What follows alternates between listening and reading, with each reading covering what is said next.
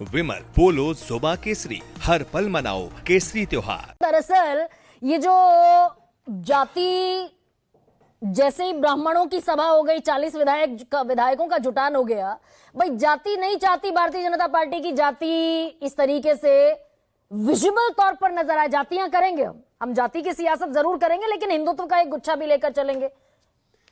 ये बीजेपी की मुश्किल है। वो तो मुझे लगता है कि प्रदेश अध्यक्ष जी ने उसको लेकर जो चिट्ठी जारी की उस पर साफ कहा कि भाई राजनीति जो हमारा जो फ्रेम है, जो फोल्ड है, वो हमारा सिर्फ सभी समाज को जोड़ने का, सबको साथ लेकर चलना है। जातिवाद वाली तो कोई बात ही नहीं है, जातिगत भी कोई बात नहीं है। हम हमेशा से ही बात इसी तरीके की करते आए और हम पर आरोप जो लगे पूरा जीवन जितने भी पॉलिटिकल पार्टीज हैं वो हमें यही कहते आए हैं, ये हिंदूवादी पार्टी हैं, ये हिंदूवादी सरकार है, ये हिंदूवादी नेता हैं, ये हिंदुओं की राजनीति करते हैं। तो जब नैरेटिव या लाइन क्लियर है तो इसमें आने जाने छिटकने इन सब का कोई सवाल ही नहीं उठता। भाई हमसे कोई छिटका होता तो हम 2014 में 71 नहीं लाते, फिर 62 नहीं लाते, फिर उसके बाद 33 नहीं लाते, फिर उसके अलावा अगर हम बात करें खासतौर पर विधानसभाओं की, जब आए शिवम भाई ये सच्चाई तो स्वीकार कीजिए कि 33 पर आ गए, 62 सीटों से 80 में से 80 का नारा था तो 29 सीटें कम हो गई। होता है पिछड़ों की, दलितों की वोट भारतीय जनता पार्टी से छिटका।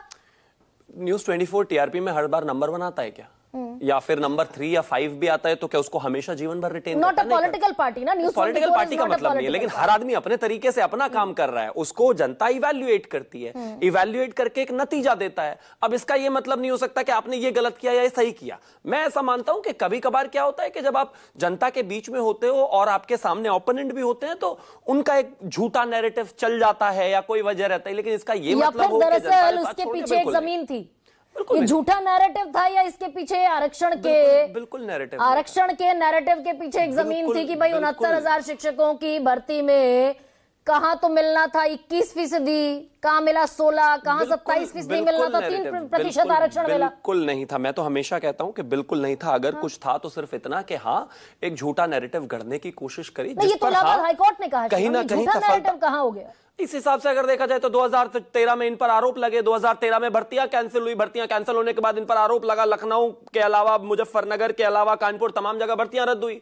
मुलायम सिंह जी के समय में 4 बार भर्तियां रद्द हुई। लगातार यही आरोप लगे कि एक जमाने में यादववाद इस कदर हावी था जिसकी कोई हद नहीं। तो निबट गए 2017 में। बिल्कुल नहीं। तो अब आपको लगता है भूल जाएंगे? जब पिताजी पर भी वही आरोप, बेटा जी पर भी वही आरोप, सब पर वही आरोप लगे तो फिर क्यों जुड़ेगा कोई भी समाज? तो यही आरक्षण का मसला, ये आरक्षण का मसला बीजेपी के लिए भी फांस तो बना ना 2024 में। मैं कहना फर्जी नैरेटिव बिल्कुल नहीं। अगर कुछ बना तो जाहिर है कि जो फर्जी नैरेटिव उन्होंने बढ़ाने की कोशिश की उसको कहीं हवा मिली, परंतु बावजूद उसके जितने भी शिगुफे थे। इस बात का भाई आप कह रहे हैं फर्जी नैरेटिव बनाया और मैं कह रही हूं कि इलाहाबाद हाईकोर्ट ने कहा कि 69,000 शिक्षकों की भर्ती में आरक्षण घोटाला हुआ। तो आप मानते हैं इसकी वजह से हमारी 33 सीटें रह गई?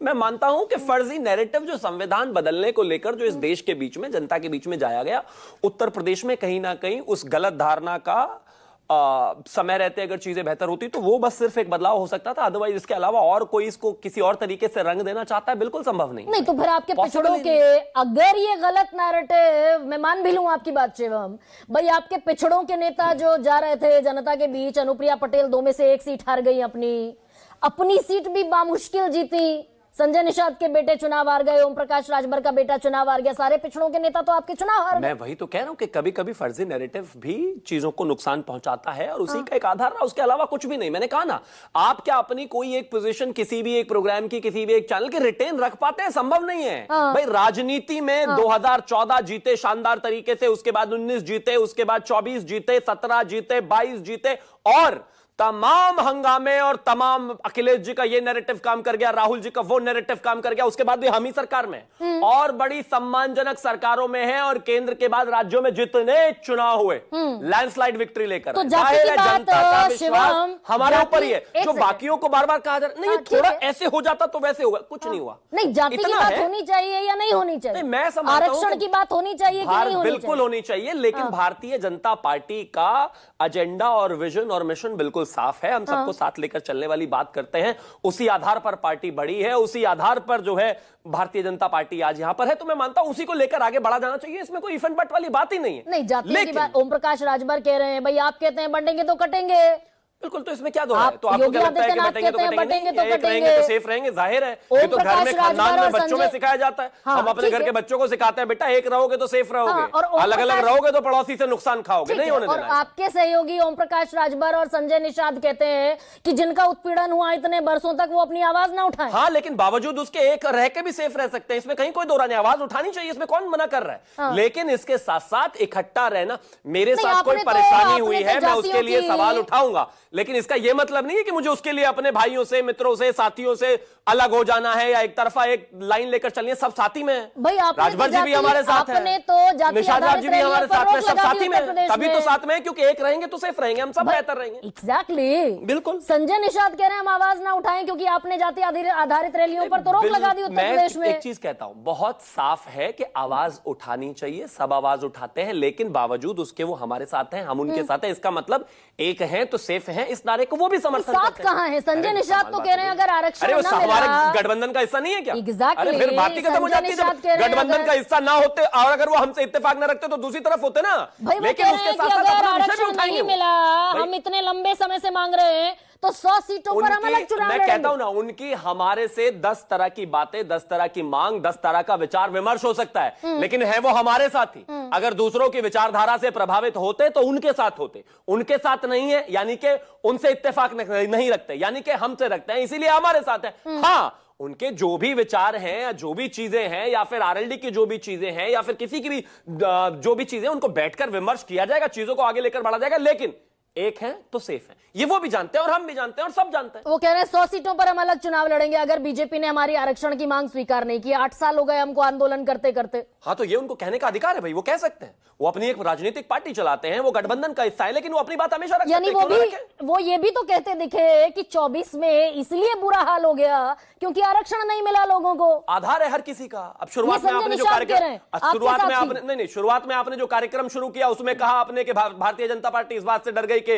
वो ब्राह्मणों की मीटिंग हो गई, वो राजनीति छिड़क गई, वो ब्राह्मणों का डर है क्या? फिर आशुतोष जी ने कह दिया नहीं नहीं वो दलितों का डर है, फिर आपने उसी पे मोहर लगा दी। तो हर किसी का अपना एक नजरिया और इलेबोरेट करने का वर्जन होता है, सब स्वीकार है, लेकिन वो हमारे साथ है क्योंकि हमसे इत्तेफाक रखते हैं, हमारे साथ रहना जानते हैं और सब चीजों को आगे लेकर बढ़ना जानते हैं। एक सेकंड, मैं आपके उत्तर प्रदेश के cabinet minister doctor Sanjay Nishad का बयान कोट कर रही हूं।